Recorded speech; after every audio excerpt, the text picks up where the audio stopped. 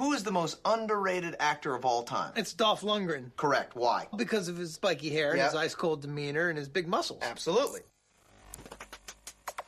I must break you.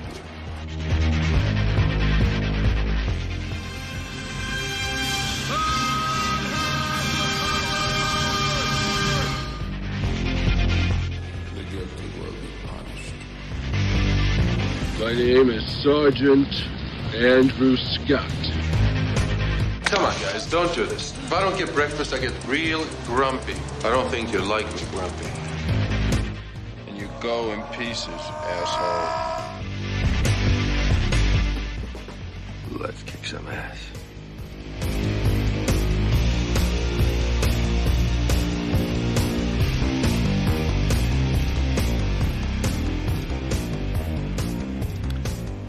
Hello and welcome back to I Must Break This Podcast, the fan podcast celebrating the cinematic career of action legend Dolph Lundgren.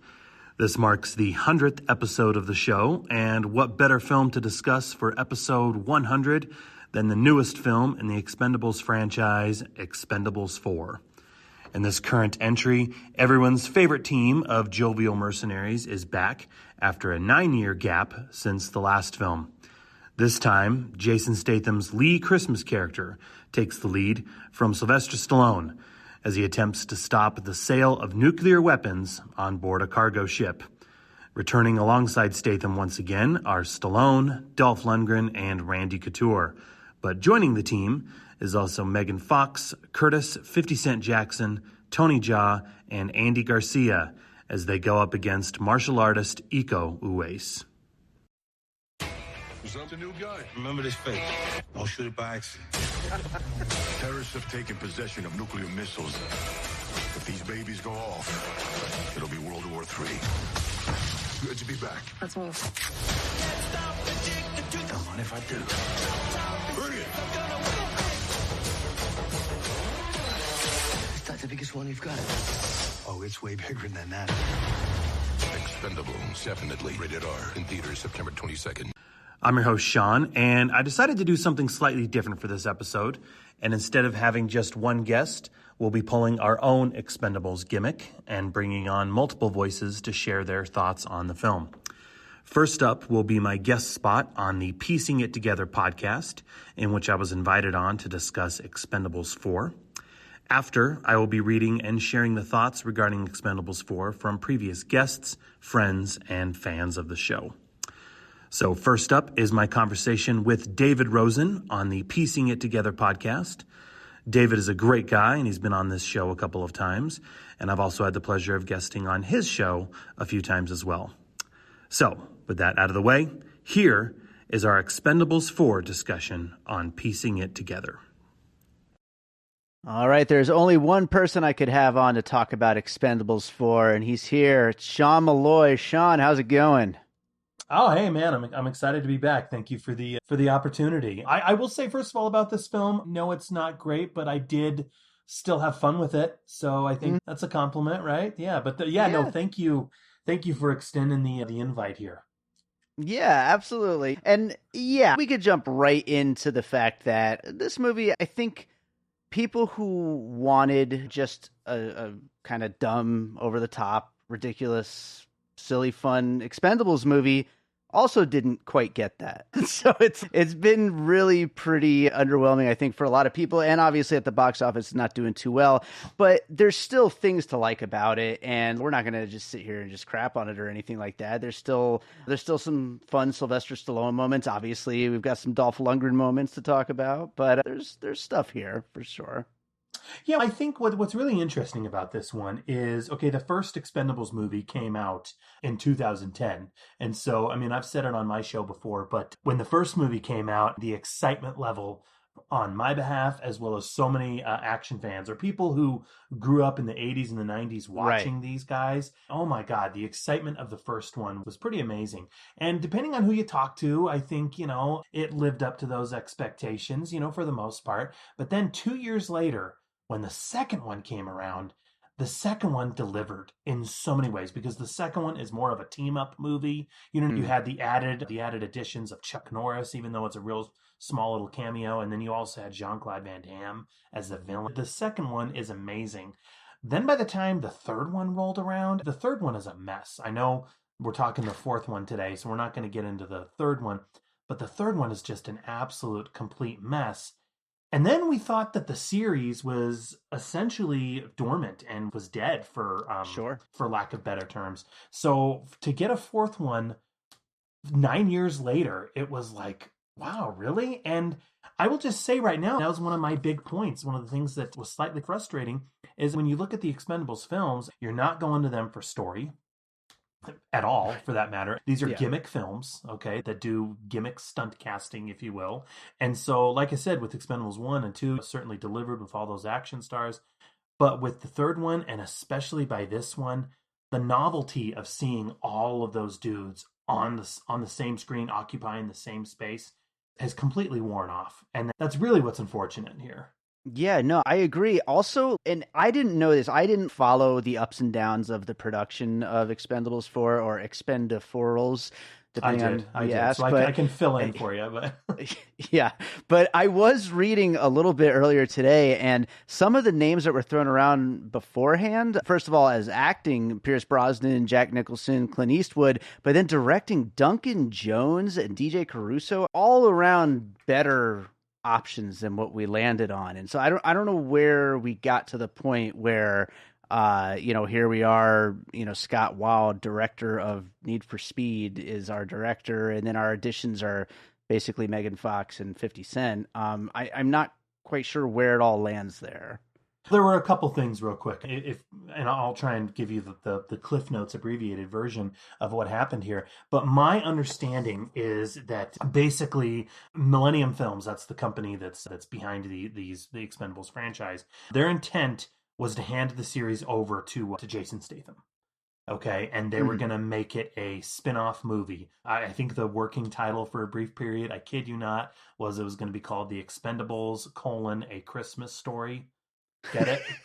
Okay. Already better than this movie. Yeah, so that was what was percolating at the beginning. Also what happened was, and this was years ago, but Millennium Films, in their possession, they had purchased a script years ago, a long time ago, about, I don't know, I can't remember the exact title of what the script was, but it was basically about a cargo ship that had nuclear capabilities aboard it, and some commandos had to go in and defuse the situation. It's very clear, when you hear that, it's very clear that what Millennium Films and Lionsgate and all the powers that be did was they just said, hey, you know that idea we've been kicking around with Jason Statham doing an Expendables movie? Let's just dust off that script, make it an Expendables script, right? And the audience won't know the difference. What's interesting is a buddy of mine mentioned this, and he said, look, you could basically take out the other Expendables guys, and this would basically be Mechanic 3. And I said, you know what? It could pretty much be any of those. It could be a sequel to any of those movies that Jason Statham did with Lionsgate, because Statham always plays the same character anyway. In the end, what this movie basically did is it's still a spin-off story, if you want to call it that. It's basically, okay, it's a Lee Christmas movie that's guest starring a few of the Expendables. You know what I mean? Mm-hmm. Yeah.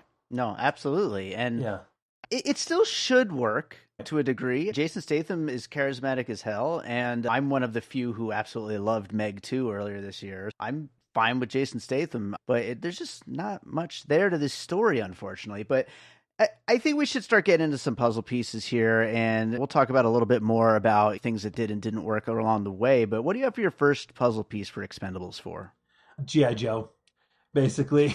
What's interesting about the Expendables films, the thing that I will give them credit for, that I do, is that these are the closest things that we will ever get to a proper G.I. Joe movie. They've had the opportunity, Paramount Pictures has had the opportunity 3 times to make a proper G.I. Joe movie, and they have failed all 3 times. Yeah. However, if you look at these films, particularly Expendables 2, that it's basically G.I. Joe. And to an extent, on one hand, it's fun and it works. If it was a G.I. Joe movie, I think it would work 100%. But what's interesting is you have these characters. The movie is a gimmick, as is, right? But you have all these characters that are also gimmicks. So you have Lee Christmas, he's the knife expert, right? And then you have Randy Couture's Toll Road character. He's the explosions guy, okay? And then Dolph Lundgren's character, he's the sniper and everything. And so it's, okay, that's novel and cool. The problem, conversely, with that, though, is that you really don't give a damn about any of the characters as a result. You know what I mean? You really don't. And I've been saying this on my show numerous times, but the series has never had any stakes. So expecting there to be stakes suddenly in this film was okay. I knew what I was getting going into it, but I think when you're going to make your characters just these one-note gimmicks, then that less said the better. But anyway, you see what I'm saying? Yeah, sure. Absolutely. Speaking of no stakes, the whole thing is centered around Stallone dying, and it's the most obvious fake out of all time, maybe. He didn't die in that opening scene. And that's, on one hand, I was saying this from the beginning, but when I found out they were doing a fourth one, I was like, okay, get it back to basics, make it gritty, make it violent, and give this one some stakes for a change. And they did half of that. They made it R-rated again, which the marketing... Sure. Can we just talk real quick? The marketing for this particular film was bananas. Like, it was like the powers that be who are controlling this franchise, they really don't know what they're doing. But the marketing was just, let's sell it on the fact that it's R-rated. This is R-rated. You know what I mean? But in the end, all of it was just, a crap load of dick jokes and F-bombs every fourth word. It felt to an extent like it was a bunch of 10-year-old boys writing this film. Oh, absolutely. Yeah. And I would say, like, back to that marketing, though, to me, I can't remember a single shot in the trailers outside of all of the Jason Statham, Megan Fox stuff. I feel like they sold it completely around that one scene, and that's what they sold this on, which is weird considering the whole, we've already talking about it, the whole setup of all these movies is that it's a team up thing. So to focus so heavily on their little screwed up relationship, I don't know. I thought that it was a weird thing even before we saw the movie, just from the trailers. Yeah, most definitely. It really was. And going back to Stallone's death, I put that in quotes. What's interesting about it is when it happens on screen, you think for a minute, okay, finally, the series has some stakes. Because if you look at Expendables 2, the Liam Hemsworth character was killed. But that was a cheap one because it's like, we're going to kill the one person that it's his first movie in, and okay, you know what I mean? And then by the third one, they make it's a revenge mission because Terry Crews gets mortally wounded. Only at the end of the movie, Terry Crews is kicking back in a bar and drinking beers with them all. This series has never had any stakes and almost feels like anybody who signs on for one of these films has it written in their contract that they will not die. You know what I mean? And so probably when you see Stallone's plane get blown up and that charred ash and his ring on the skeleton's finger and everything like that, you're thinking for a brief minute, okay, wow, this film really has some stakes. It's doing things. It's taking some chances. But then again, Stallone is an egomaniac. He's not going to let one of his characters die. He never will. Never. It's one of those things where it was very lackluster, where you're watching it and he's not dead. He's coming back. You know what I mean? Yep, and sure as hell. I actually would have had a little bit more respect for this movie if they just played off the reveal. Oh no, I faked my death. And not shown how he did it, you're just to accept that and I faked my death. Period. End of sentence. That would have been so ridiculous and so much fun, I think. But no, they had to do that whole switcheroo thingy. But I don't know. I'll go to a puzzle piece here. I'm going to go with Adam McKay's The Other Guys, with Will Ferrell and Mark Wahlberg as a couple of loser cops who have to take over the story instead of the much cooler Samuel L. Jackson and The Rock. Basically, because they went and found... This is a series about the coolest, bestest action heroes around, and they went and found 50 Cent and Megan Fox as their new ones. Not exactly the best replacements. It's insane. It really is. And that's what I went back to with the third one. It's insane. It's okay. These movies are built around, okay, all these tough action dudes sharing, I said it already, but occupying the same space on screen together. That right there is pretty amazing. The second one, for the most part, did that. But the third one does something similar where it sidelines the guys who you want to see and throws in these nobodies that you really don't give a damn about. And with this particular film, it's just, It's bizarre because it's okay. The addition of Iko Uwais as the main villain, I really liked him. I liked his batons, his signature weapons, his batons. I thought that was really cool. The inclusion of Tony Jaa as well. Yes, because these are action guys. That's the thing. These are action dudes. They're martial artists. They're bona fide tough guys. So bringing them into the mix, yeah, makes total sense. But then Megan Fox and 50 Cent, it's maybe if this was 2007. Okay. But like in 2023, and then they're going to throw them in, and then we're told that, okay, Megan Fox is now the new leader of the team. Why? I have no idea. She's just the leader of the team, but we're given no reasoning as to what her expertise is or why. And then 50 Cent is literally given nothing at all. So it's, man, like you brought these guys in, and then you have Jacob Sicco who comes in as supposedly Antonio Banderas' son, and his gimmick is pretty much the exact same thing that Antonio Banderas did.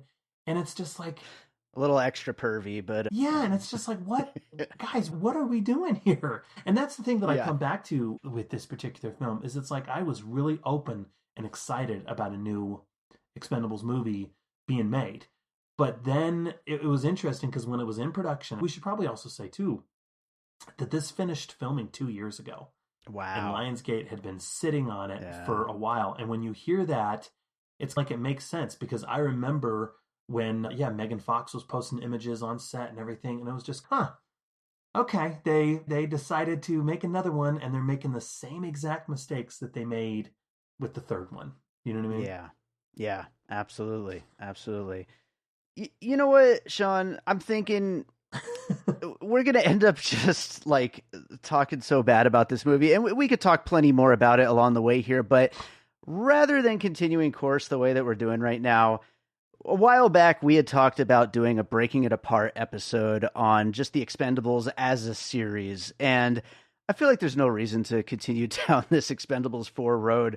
Let's just trash that, and let's just go back to doing the Expendables as a Breaking It Apart episode. Let's talk about what movies the Expendables series has inspired, because I think that we'll get into a lot better stuff to talk about, first of all, but also I feel like some of the things we might bring up also come back around and inspire this new one in the series, or at least the series Scott Waugh would claim to have been inspired by some of this stuff at least. But I think we should do that. What do you think about that? Yeah, that sounds great. That sounds like a fun idea. Yeah, let's do it. All right, let's do it. What do you have? What do you think that the Expendables movies might have inspired? The easiest comparison, I mean, that no doubt in my mind was inspired by this one, was Triple Threat. Oh, yeah. Now, I think I told you about Triple Threat. Have you seen Triple Threat? You did, and I literally just watched it this weekend because you had mentioned it to me about how after I was like so just let down by Expendables 4, you were like, you should watch Triple Threat, and I finally got around to it, and it's pretty great. Triple Threat's amazing. It's not groundbreaking or anything like that, but what Triple Threat does is it utilizes the same gimmick of the Expendables films, but it does it correctly. So what Triple Threat does is it casts Iko Uwais, who we already talked about, Tony Jaa, who we already talked about. I'm trying to think, Scott Adkins, Michael Jai White. So it has all of these legitimate tough guy martial artists, and it puts them all in the same film. But here's what it does, and I've been saying this from the beginning with the Expendables films, what these films should have done. Okay, what it does is it casts 6 amazing martial artists, and it puts 3 on the good side, right, the heroes, and then 3 on the bad guy side. And then what you're getting is you're getting some actual real squaring off. Okay. And I've been saying it from the beginning. I feel like that is exactly, even going back, you know what, to be honest, even going back to the first Expendables movie, I honestly think that is what they should have done. Okay. And I've said this numerous times. Some people disagree with me, but I honestly do think that the first Expendables movie should have had, okay, Stallone's core team goes on a mission, but then the bad guys taint maybe a few members of his team, if you will. And then suddenly it's Stallone, Jason Statham, Jet Li against Dolph Lundgren, Randy Couture, and Terry Crews. You know what I mean? And suddenly you have these sides going at it. Unfortunately, what happens, and it's very evident here in Expendables 4, is you have this team of good guys who really never get any injuries for that matter. Again, no stakes. And they're just blasting a bunch of faceless, nameless goons. It might as well be a PlayStation game, and you might as well be playing a video game. But yeah, I think anybody who wants to see the Expendables gimmick done, please, you owe it to yourself to check out Triple Threat. Yeah, I completely agree. And like it's like you said, it's the same gimmick but done right. Like these guys we know that they can bring the goods. They just need a movie to just show up and do all that in. And unfortunately, the Expendables movies beat around the bush for whatever reason. You know, they create these stories that are a little too big and not particularly interesting. And I would say that Triple Threat doesn't exactly have the most interesting story, but it gets out of the way and lets these guys do their thing. I think you're absolutely right there. So great first one to kick that off with.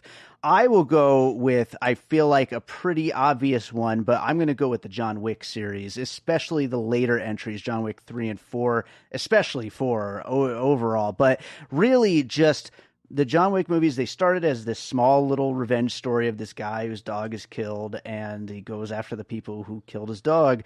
But as the story and the mythos start to grow, they start bringing in all these other characters, and these characters are populated by just insanely amazing action movie people and martial artists. And when we get to this year's entry, John Wick Chapter 4, which is just through the roof amazing, we have like people like Donnie Yen and Scott Adkins, who we already talked about, and these people giving them the stage where they can show off what they could do in a movie that is going to be seen by millions more people than these small little direct-to-video or foreign films are going to ever get to see. And especially we get to something like Expendables 4, we're bringing in a lot of Asian cinema people, Iko Uwais, like you mentioned, and Tony Jaa. That seems to be the place to go to get a lot of the best people in the action world, and both of these series are going there to get them. Most definitely. Yeah, John Wick did something very similar to what Triple Threat did. Okay, and again, it's casting actual tough guys, right? It's casting actual, real, bona fide tough dudes, and it's not afraid to kill them off. It's not afraid to actually make them vulnerable. I remember when Scott Adkins was announced that he was going to be in John Wick 4, it was like awesome. And do you see him begging Stallone not to let his character die? Absolutely not. Right. John Wick 4 also had Marco Zarrar. And so it's refreshing to see a series take those type of chances, I think we can say. And going back to the casting of this one, I mean, look, we already talked about Megan Fox and 50 Cent's casting, how it's just bizarre in the end. But it's, man, if you run down the list, there are dozens of other, because in the end, if you look at these films, they're pretty much going for, okay, who has ever held a gun on film? And we're going to cast that person. Yes. Right? That's how 50 Cent got in for sure. Yeah, there you go. But it's one of those things where it's, okay, if you remember Andy Garcia's right-hand woman, who's like kind of bartering with the terrorist or whatever. Yeah. It's like, man, like, why couldn't they have hired Linda Hamilton for that role, Pam Grier for that role, Cynthia Rothrock, right? Those are all, tough gals. I mean, it could have been like a little cameo, that type of casting, I think in the end makes more sense than what we got.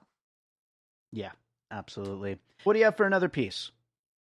And I've said this numerous times. I'm not a huge fan of Netflix and their original content.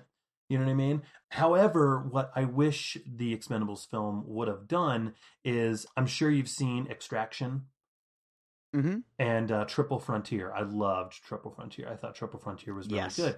And so what I wish this film would have done is, again, Extraction and Triple Frontier are men on a mission movies, but that are also gritty and to a certain extent semi-real. Now, I'm not saying I want my action movies to be 100% realistic, but at the same time, it's like, man, these films are almost, especially this one, are almost way too jokey and way too silly. And I'm not saying your action movie cannot have humor in it. Okay. Some of the best action movies have humor in them, but it's all of these films, especially this one, almost feels like the actor should be almost winking at the camera at a certain point. They're just having a good time, and I don't feel like that good time comes across in any funny way. It's just, it's like you're watching two people who like spending time together, and that's it.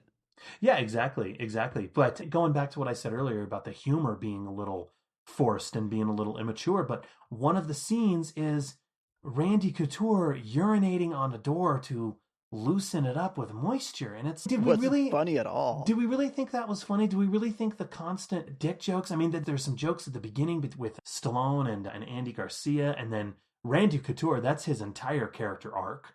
right there. And it's just, wow, man. Like, I don't even think 10-year-olds would find that funny. But I don't think so either. It's so underwritten and so just, there's nothing there that's supposed to be funny. It's supposed to be funny. It's just not, though. Exactly. But I remember seeing Triple Frontier, and again, that's a men on a mission movie where every one of those actors is a star. And you know what? It works. It works. And it has the balls to kill off members of the team. Yeah. You know what I mean? Absolutely. Yeah, definitely. Yeah. Triple Frontier was actually one that I was thinking about as well, although you also brought up Extraction, like a good example of that. Yeah, the Netflix action movies, they're definitely hit or miss for sure, and I'd still rather see guys like Stallone and these classic action heroes doing their thing, Dolph, your buddy, but these Netflix movies, though, like they are taking a page out of this book, I think, for sure, so a good one to bring in here. I'm going to go with one that might be a cheat because I think I might have brought up Expendables as a puzzle piece on the episode when I covered this movie on piecing it together.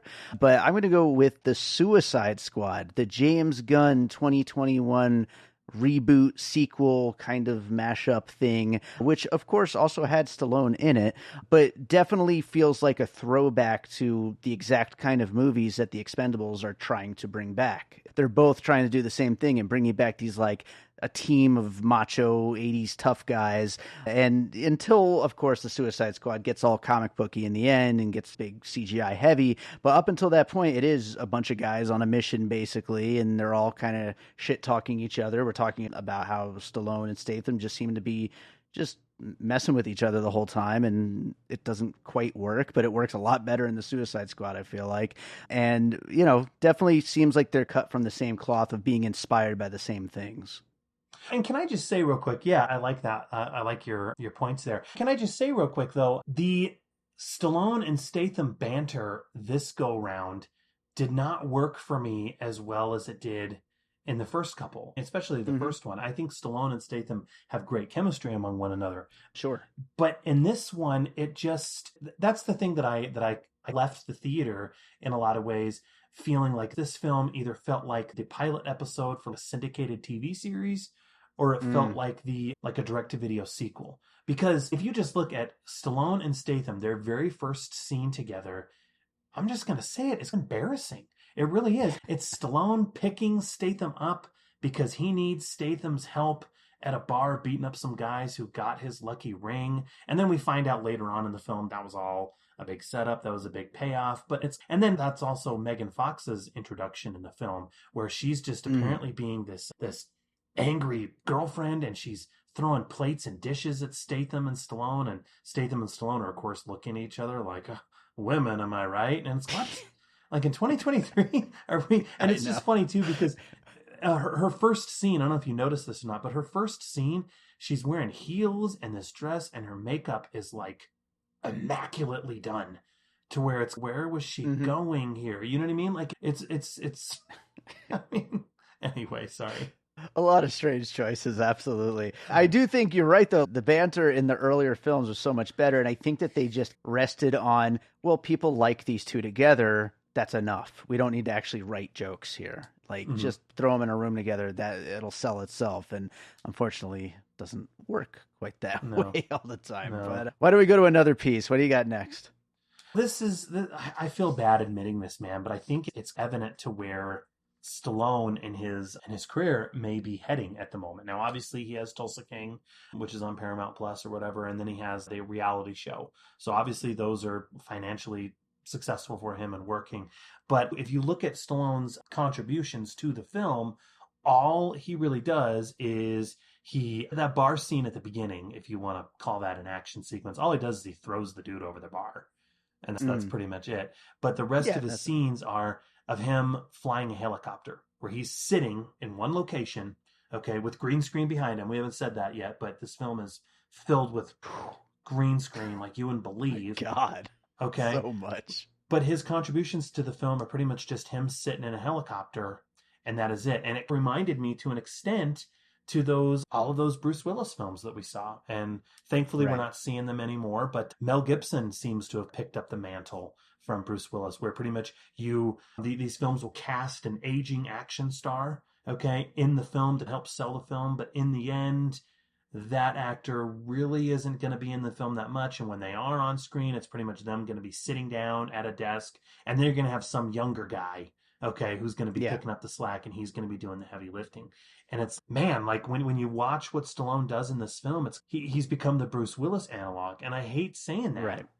But I just read an article today. In fact, he has another movie that apparently is in production called Armored or something. And it has a lot of the same producers of a lot of these kind of low rent type action films. And that's how he's going to be utilized in that as well. No, I think you're right. And these guys, they always have their ups and downs. He could have that one role that kind of brings him back. And obviously his health seems to be in a lot better shape than Bruce Willis was when he was making those movies. But so he could be back. But definitely this is a lot like that, though, where he's really just there to sit in a little machine, and then they CGI the background, and then that's that. I wonder, this movie Expendables 4 didn't do very well. So I wonder if we'll see more of this series at all, and if it could potentially be like young guys and he's just like the old timer that's still there, and they just throw him in a scene like that if they continue that kind of thing. I don't know. He clearly wants to keep doing it. See, and I don't know, man, because obviously he does. We have the strike going on right now, so maybe that might explain for lack of promotion from any of the actors. But I just, you know what? I don't think, in my opinion at least, it didn't seem to me like Stallone really wanted to be there. I think maybe he got wind that producers were thinking, hey, we're thinking about handing this over to Statham. Would you be okay with that? And Stallone was, okay, fine. You know what I mean? I'll step away. Yeah. And then they were, hope you don't mind, we're going to kill your character. And he said, no, I'm not okay with that. I'd like you to change that. If you look at the marketing, that's the thing that I go back to. The marketing of this film was interesting. First of all, it had a tagline that was, they'll die when they're dead. Which actually I love. But it doesn't make any sense. It's so stupid, but I love it. I love it. I wish it leaned into that kind of ridiculousness. I don't know. But if you watch the very first trailer for this film, it lists the cast lineup, right? Statham, Lundgren, 50 Cent, Megan Fox, and then at the very end it says, and Stallone. But then by the second time, the second trailer that came around, as well as the poster, suddenly Stallone's name was bumped up in the credits. And so it's, yeah. He got a second wind. So maybe he does want to be a part of it still. I don't know. Yeah, there you go. I will go with, it's an obvious one, but I'm going with Hobbs and Shaw, the Fast and Furious spinoff, which of course star Jason Statham as Shaw and The Rock as Hobbs. They're two characters from the Fast and Furious movies, and they spin off to have to be stuck together in a action movie. And we were just talking about Statham and Stallone. It almost feels like they just were like, people like their rapport, so we could just coast on that. And that's what Hobbs and Shaw felt like. It was like, we could just take these two stars that people like to see together in their scenes in this particular movie and coast on the idea that people are cool with that. And I feel like, unfortunately, Hobbs and Shaw did that, because I'm a big fan of the Fast and Furious movies, of how just ridiculous and over the top they can get. And Hobbs and Shaw is very over the top, but it's also just, it's underwritten. It just doesn't have the jokes that I think it thinks it has. And that kind of makes the whole thing come down a whole bunch. And that's like the problem with Expendables 4.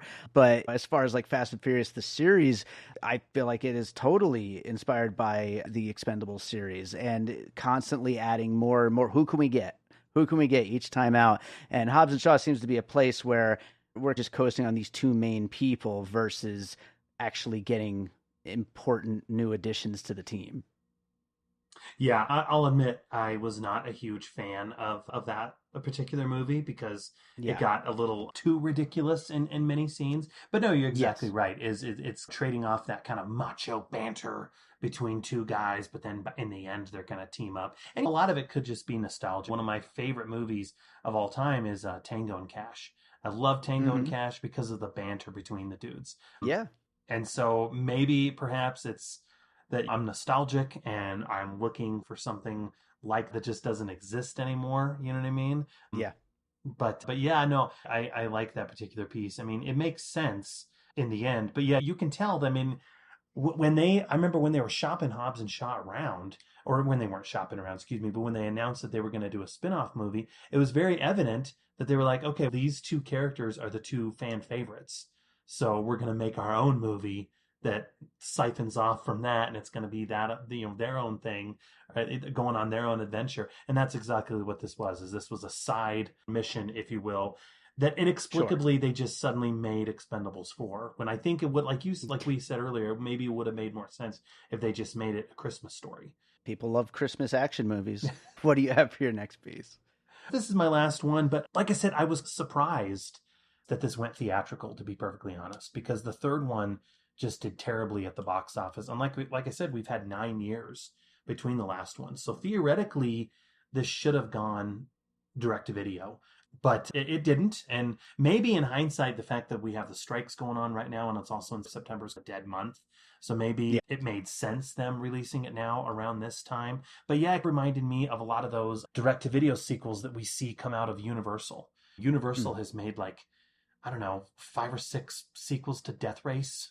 You know what I mean? With none of the cast of the original. And then they've done a ton to Scorpion King and Tremors and all of those. And like I said, to an extent, that's what this reminded me of. The green screen in this film. Look, this is a Millennium film, and anyone who's seen Millennium films know that they have crummy special effects, and they use their lots in Bulgaria for all of their films. And so if you go into it knowing that little caveat, then I think it's acceptable. But there's green screens used for everything, even when characters are just simply talking in a room. Everything on the boat looks horrible. Every scene on that boat is insane. When they're escaping the boat, when they're rappelling from the giant boat into the little raft, that is terrible. And it's, this finished shooting a couple years ago, and in post-production, they didn't think to, I don't know, make it a little better. I don't know. Yeah, no, it's so true. And as far as those sequels, these direct-to-video sequels, I feel like in a lot of the ways, what we're doing with the Expendables movies, it's coasting. It's a lot of coasting. Seems to be what this series is all about, and seems to be what a lot of these direct-to-video. It's, you like this name, you like these actors, here's more of that, and that'll be good enough. Well, and they didn't even bring back the signature score. That's what one of the things that I loved about the first movie is that they brought in a signature score to carry a lot of the action, and it's a great tune. It really is, and they didn't even bring in that. And so you're wondering, is this really a true sequel? Is this one of those things, if you talk to most Die Hard fans, okay, they say there's Die Hard 1, Die Hard 2, Die Hard 3, but then 3 and 4 don't exist. In 10, 15 years, are we going to look at the Expendables franchise and are we going to say, okay, there's 1, there's 2, which is at the top, 3, and then 4 just doesn't exist. It didn't happen. Is that where this is going to go? I don't know. Could be. Could absolutely be. For my last piece, I cheated again, just like I cheated with my Suicide Squad piece, which is one that I've brought up on the show before. But this one I cheated in a different way because I actually haven't seen these movies, but I bet you have. But I'm going with the Escape Plan series. Another series of these classic action stars coming together that probably went on way too long. I couldn't believe there's 3 of these movies. I remember the first one. I'm pretty sure I saw that. But the fact that there were sequels, and each sequel adds on more action stars. That's the same exact trajectory that the Expendables movies took on. And they just keep saying, well, who could we get this time? And they add on 1 or 2 extra people. And who knows, maybe that's what we'll get next, is Escape Plan 4. What's really interesting about those sequels is Stallone's contribution to those sequels is pretty much exactly the same to what we're seeing here in Expendables 4, where he shows up at the beginning, okay, and then there's some younger guy that's pretty much doing all of the heavy lifting, all of the action, and then Stallone shows up at the very end. Interestingly, both of those sequels went direct to video, and I believe were they Lionsgate? Yeah, they were also Lionsgate as well. But for whatever reason, Lionsgate decided to put this one in theaters. The marketing train for this one, even like I said, even though it was a little misguided, was everywhere, all over social media, all over YouTube and everything. And I don't know, maybe if it would have cast people that we wanted, that made sense, okay, Yeah. but we didn't get any of that. And I'll just say right now, regarding Dolph Lundgren, he looked, I mean, if you, in retrospect, I mean, he actually went public recently. He was battling cancer, and then he also had an ankle surgery. I think it was like an ankle replacement. So when you hear a lot of that, it makes sense. But even him, I mean, if you look at the first Expendables movie, he's like the best thing about it. The second one, he's the comic relief in a lot of the scenes. And in this one, you can tell he's bored. He's moving really poorly. I mean, he's not in the best shape that we've seen him in previous films. I mean, he's just not on his A game here in this one. Yeah, no, for sure. And these guys, they're getting older. They've got health issues. They're getting older. So, age. It's the happens. perennial Grim Reaper of us all, right? Yep, but then Hollywood's going to just keep making them do it. Throughout this conversation about both Expendables 4 and the Expendables series, we talked about G.I. Joe, The Other Guys, Triple Threat, the John Wick series, Extraction, and Triple Frontier, The Suicide Squad, Bruce Willis's late-era films, Hobbs and Shaw, these Universal sequels like the Death Race movies and Scorpion King movies and Tremors movies, the Escape Plan series. Obviously, going into any conversation, whether you're talking Expendables 1, 2, 3, 4, the whole series, it's going to be a whole bunch of action movies. So that's, the main thing that we got going on here. But are there any closing thoughts, anything that we didn't quite get into that you wanted to talk about?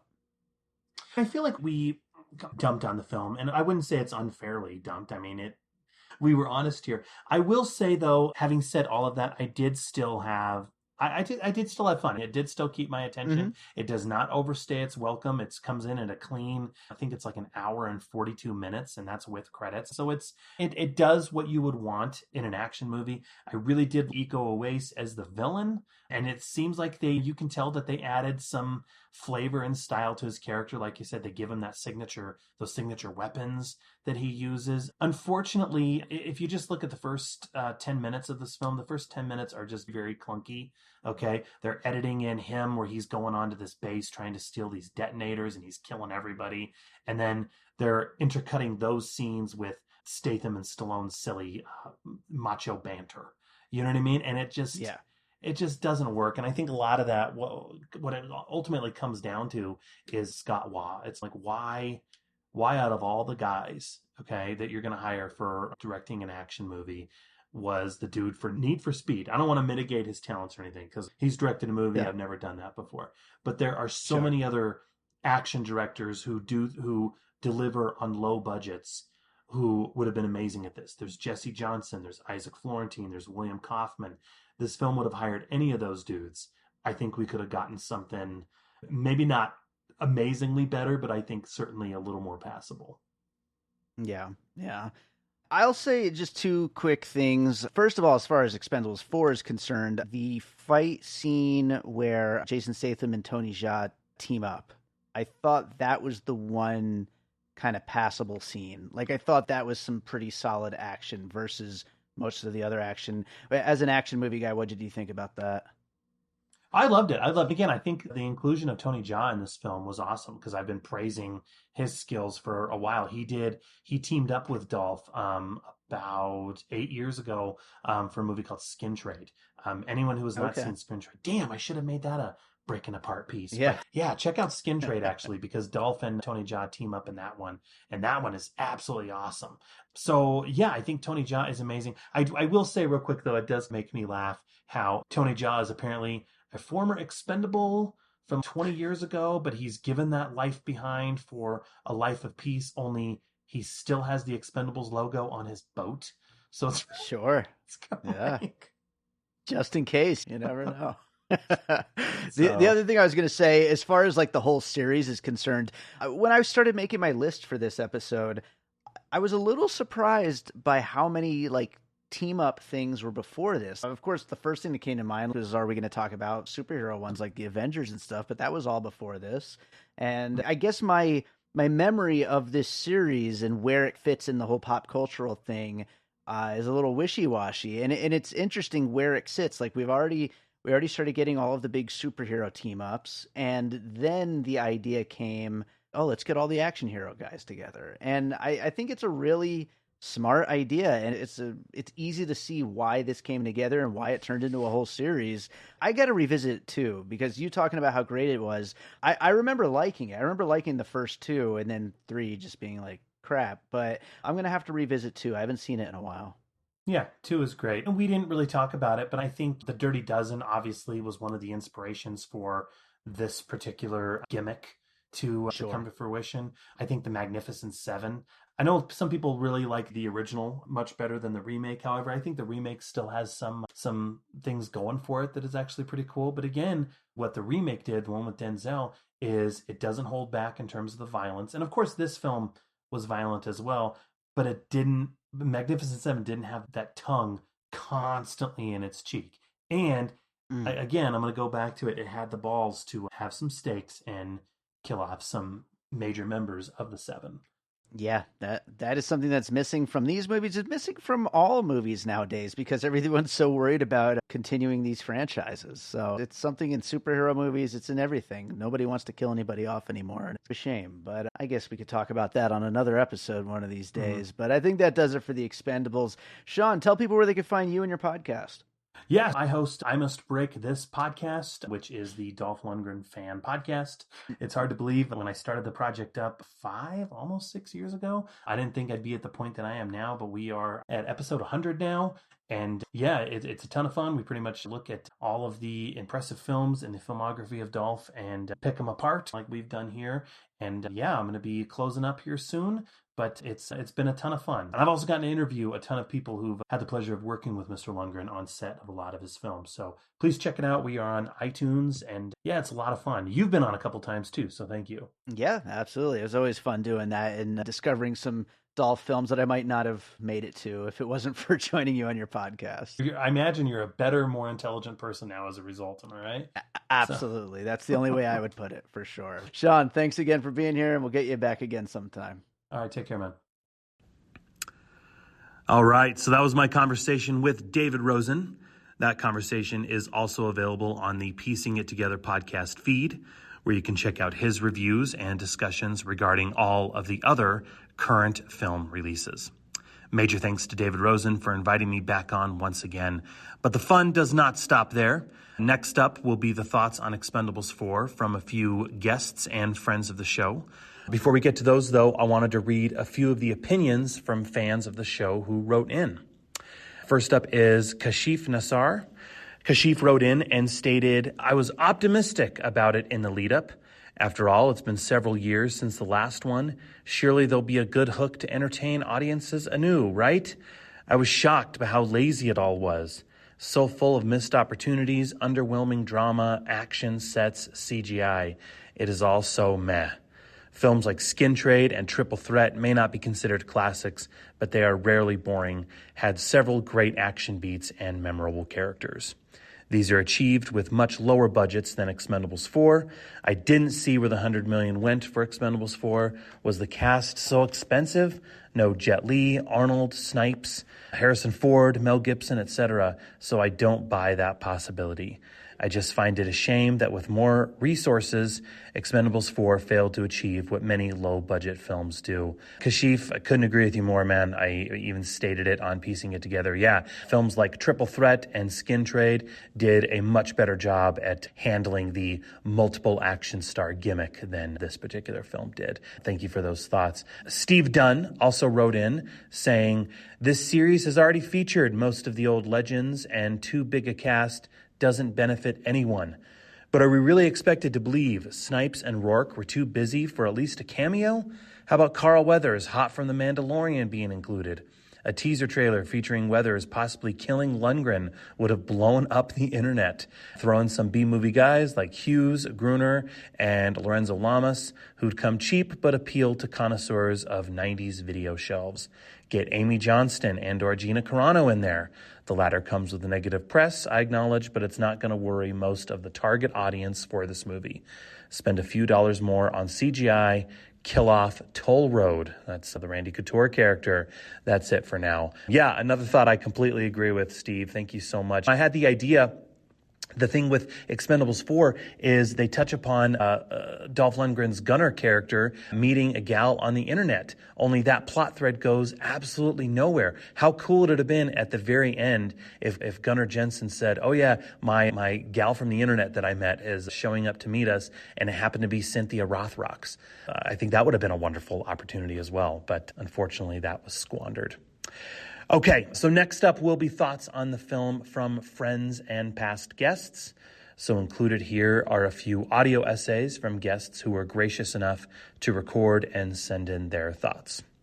First up will be Richard Hawes from the DTV Digest, followed by everyone's favorite podcasting cynic, Sicco Hersink from Hugging the Cactus, the Mel Gibson Podcast, and then rounding out the conversation will be Matt Poirer from the DTV Connoisseur.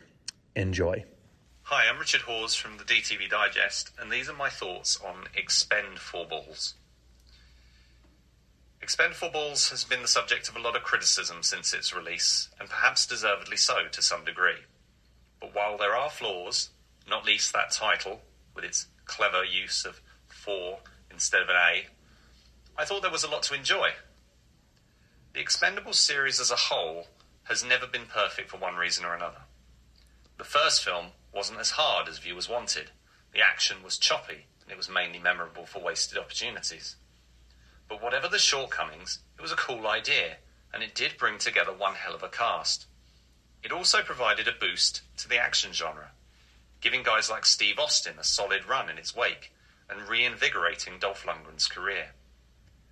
The second film was better, mainly because of Jean-Claude Van Damme, Scott Adkins, and, arguably, Chuck Norris. The weakest, though, one of the best-looking films in the series, is the third. The structure was awkwardly episodic, but Mel Gibson, doing essentially the same thing he did in Machete Kills, was a great villain.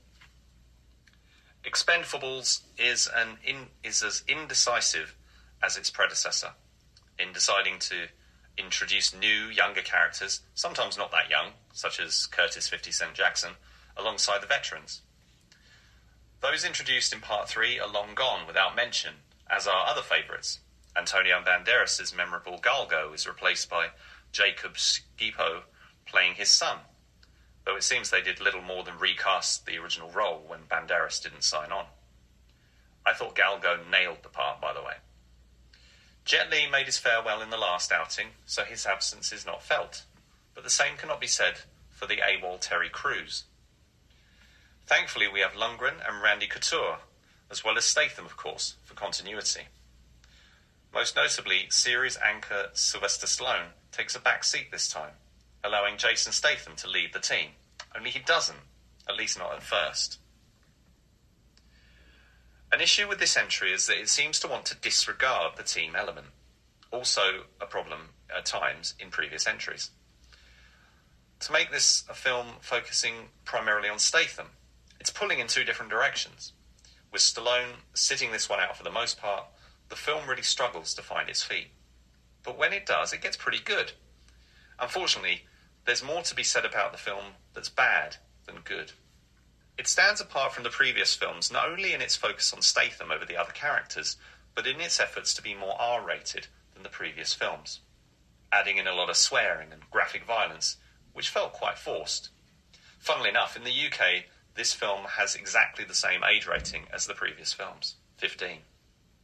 The team dynamic and banter is at times better than in previous entries, although a repeated gag about Couture's toll road talking about his cauliflower ear doesn't really work. The action is solid, with both Iko Uwais and Tony Jaa proving great additions to the cast and their skills utilised quite well. But then there's the bar fight, a completely pointless scene in the first act which introduces Mike Muller, one of the best on-screen fighters of his generation, and then completely wastes him.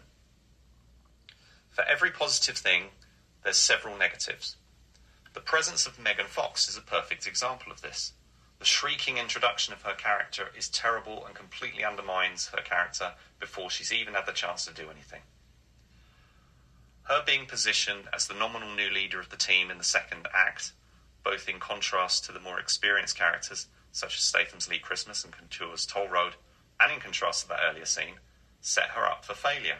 It seems a misogynistic move, but at other times her character is shown to be as formidable as she is sexy. Fox has played this kind of character before. Her leading role in 2020's Rogue is very similar, but more respectful. While to many the idea of Megan Fox as an action hero is laughable, she does have it in her. Rogue proved it, and there are scenes in this film that reinforce that. The Expendables films have all betrayed their low-budget roots. Investing huge money in their casts, the films have typically unremarkable, sometimes phony-looking locations. The same is true here, in which the action moves from one generic wide-open space to another until the remainder of the action is confined to a vessel. This setting is perhaps a little unexciting for some, allowing for much of the film to be made on a soundstage, which looks cheap compared to the globe-trotting we've become accustomed to from the likes of Fast X and Mission Impossible Dead Reckoning Part 1. But it is very much in keeping with the roots of the franchise, which reach back to the straight-to-video films of New Image, sister company to Millennium Media, formerly Millennium Films, the producers of this whole series, and before that, a trial run called Submerged with Steven Seagal. This is not a standard studio blockbuster. Its kin are the likes of the 5 Operation Delta Force films. Expendables 4, or Expend4bles, as it is officially known, is not a great film. It's a pretty mediocre one, but there are a lot of scenes, that don't work, and many decisions which distract the viewer, such as the manner in which Stallone's absence is established, which the film couldn't recover from for quite some time, there's a decent amount to enjoy. The heavy-handed violence is unexpected, and at times well executed. The team-ups and showdowns pretty satisfying. Given the poor box office, a 5th entry seems unlikely at the moment. But you can rarely keep a franchise down even after a bomb. Perhaps we'll see a DTV sequel, which will bring things full circle. Stallone has already made a handful of DTV films, including the messy Escape Plan sequels, so there's certainly no reason to doubt that we could see a made-for-VOD Expendables movie, with at least a cameo by Sly. One that might perhaps reunite some of the VHS-era stars who haven't yet made appearances in this series. As much as I like seeing these films in the cinema, seeing these adventures on the small screen would be fine by me.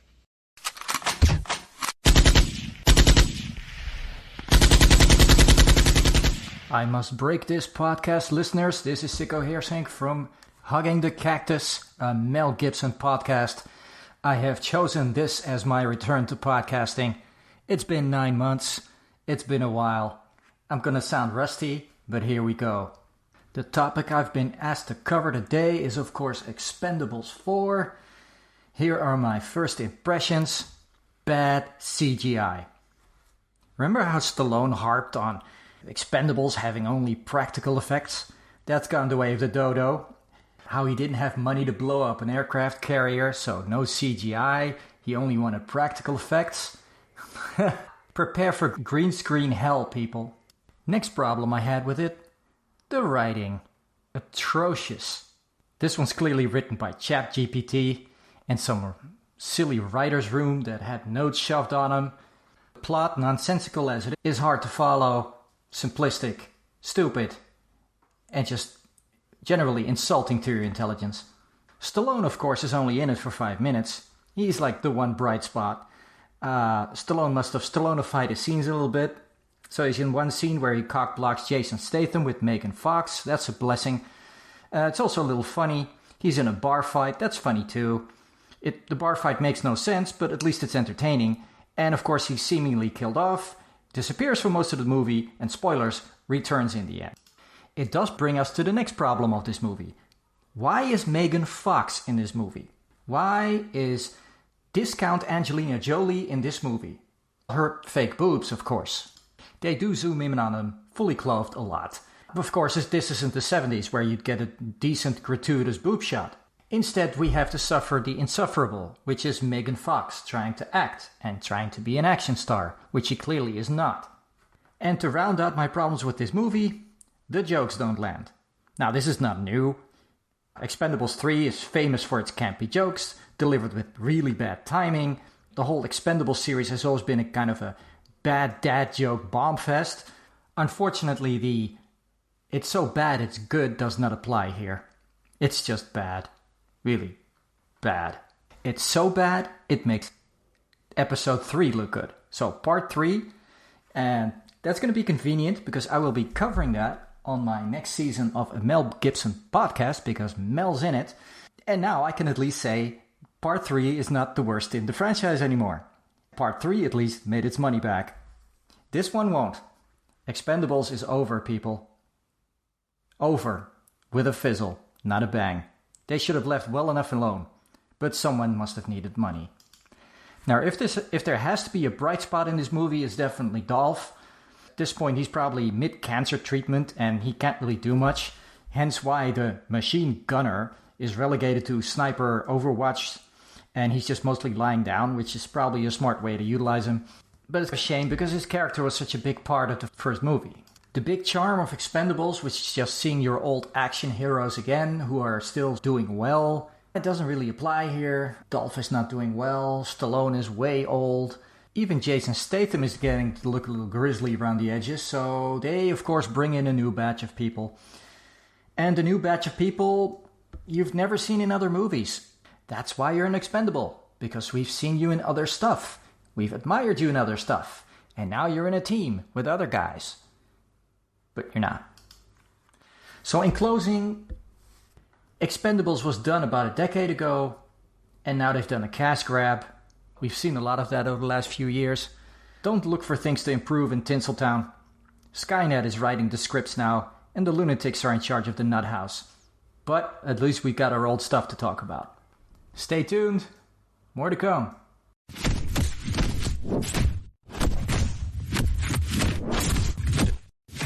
All right, thank you, Sean, for inviting me to share my thoughts on the fourth Expendables film. I had a few takeaways from this movie. I think the first one, I saw it in the theater. It's only the second movie I've seen in the theater recently. I think the only other one I saw before that was the Macbeth movie that Joel Coen did. But in terms of like big blockbusters, I saw Fast X in the theater. And I think the takeaway that I had from Expendables 4 seeing it in the theater was I don't know that it needed to be in the theater. This movie, I think, would have been perfectly fine direct-to-video, seeing it on your home entertainment system. It didn't feel like it had anything that was larger than life that would have been enhanced by the theater experience. So that was the first takeaway, was that I felt like I was watching a direct-to-video movie in a way. And I'll get into maybe some more reasons why I felt that. The other piece, of course, is that it's been 10 years since Expendables 3. And I understand there were a lot of ways that Expendables 3 was sauteed in wrong sauce. There are a lot of places where Stallone zigged when he should have zagged. He has this really great cast at the beginning. We get this really exciting mission they go on, and then suddenly he shelves them and brings us in Kellen Lutz, Ronda Rousey, whatever. The Kelsey Grammer thing, right, didn't make a lot of sense. It was funny to see, but in terms of if we're taking a movie seriously, yeah, a lot of it didn't work. It was PG-13, right? That was a piece that I think Stallone wishes he had back, and I think he's even said as much. Expendables 13, right? Expendables 3 didn't go well. And I understand maybe wanting to shelve the series for a little bit. Take a break. Maybe go 4 or 5 years.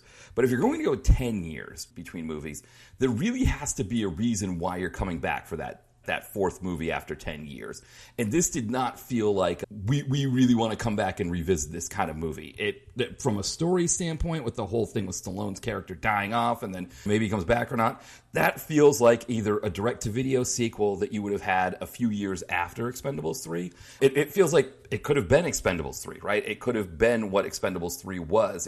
It's the kind of movie that, you know, they go Fast 8 or Fate of the Furious or whatever, where Vin Diesel goes bad for a second and then he comes back, right? It's that kind of a mid-franchise movie storyline, as opposed to, it's been 10 years since you've seen any of these people, let's just erase Stallone from the film for a good chunk of it and come back. I think if character had really died, if they had really decided to kill off Stallone's character, and the idea was we're going to do a series of Expendables sequels with Statham now at the head, and this is a torch passing, I'd get it, right? I'd say, okay, this makes sense. But they didn't do that, right? And that's the other piece, right? If you're going to wait 10 years to make another Expendables movie, it feels like if you're going to come back and revisit this, it's got to be something really spectacular. And it wasn't. The cast, right? The cast kind of felt almost like a skeleton crew kind of thing. And they didn't really get into why it was a skeleton crew kind of thing. It would have been interesting if they had talked about how, yeah, we've been having trouble. People have left the group. We lost all these guys. And now it's just Toll Road and Gunner. Or not Toll Road. Yeah, was that Randy Couture and Dolph, right? And then they add Megan Fox's character. We don't really get a lot of backstory into why she would be the leader or not. So it was an odd crew that they had. They add 50 Cent to it. But that's another piece too, right? Is that as you're watching the series for episodes 1 and 2 or movies 1 and 2, right? You've built this really great team. You bring this really great team back. They add Liam Hemsworth, which again, with Van Damme as the baddie, if you're going to kill off a Hemsworth, they do it the best way possible in number 2. Part 3, it looks like they're building even more, right? Because now they add Wesley Snipes, and he's just having a ton of fun, and he's doing a great job interacting with everybody, and it's a really good time seeing him. And then suddenly they're like, no, we're going to get rid of all these guys and just go with Kellen Lutz and Ronda Rousey and whoever else and go completely sauteed and wrong sauce there. And then we get to this one where it's, where is everybody? And they don't really get into why where is everybody. There's some other weird aspects of this, too, that tonally felt off. Mike Muller's in this, which Mike Muller, if you've ever seen him in any direct-to-video stuff, he is just an absolute spark. Just, I don't know what the right spitfire, just absolutely amazing. Just a ball of energy when he's on screen. Fantastic martial artist. If you see him in any of he's done a few direct-to-video pieces. I wanted to see him get after it. They didn't really let him get after it. And in fact, they just kill him. And in fact, he gets murdered. And they reveal at the end that he was just murdered by Stallone. And it was supposed to be played for laughs, but I was like, wow, how's that funny that our heroes are just murdering people in cold blood? So that one kind of didn't really fit right there. So that I don't know, that was a weird spot there. So there were some of those kind of things as well, that things just tonally didn't feel right. In terms of the good things, I did Iko Uwais as the baddie. I would have liked to have seen a little bit more from him. I would have liked to have seen a better fight between him and Statham, but I wonder too if part of it was Iko Uwais needs somebody. He would have needed to fight Tony Jaa to make it maybe a really great fight scene at the end. I like Tony Jaa as well. Those are some good additions, but yeah, I think I'm just ultimately left with those feelings that, one, I don't know that this needed to be on the big screen. It didn't feel like there was any real reason for it to have been on the big screen. I enjoyed seeing it on the big screen, so I don't want to say that, but that's the first takeaway. The second one, if you're going to wait 10 years, is this the movie we waited 10 years for? And I think that's another piece of it that didn't work. And then again, the casting element of it, that why did we have this skeleton crew as the Expendables? What was going on with guys there could have been a little bit more Gunner, a little bit more talk about what was going on with him, but also what happened to the other crew, why they're not there. So yeah, I think if this had been a direct-to-video sequel 5 years after, or if this had been what Expendables 3 was, I think we could have taken it a little bit better. I think we would have appreciated it more. But as the movie that came 10 years later, yeah, unfortunately, I think it just ultimately doesn't work.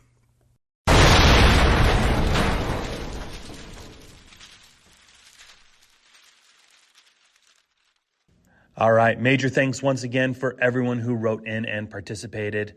No, clearly Expendables 4 was not the sequel that we all wanted, but it was still fun in its own right, which is, of course, a major perk. Just a heads up, but next month we'll be covering another trio of Dolph Lundgren films. Screenwriter Tom Jaa will be making his big return to the show, where we'll be discussing Acceleration, Hard Night Falling, and The Tracker. So please stay tuned for that. In the meantime, please feel free to rate and review the show on iTunes or wherever else you go to subscribe. We always appreciate the reviews. Thanks for listening, and we'll see you all next time on I Must Break This Podcast.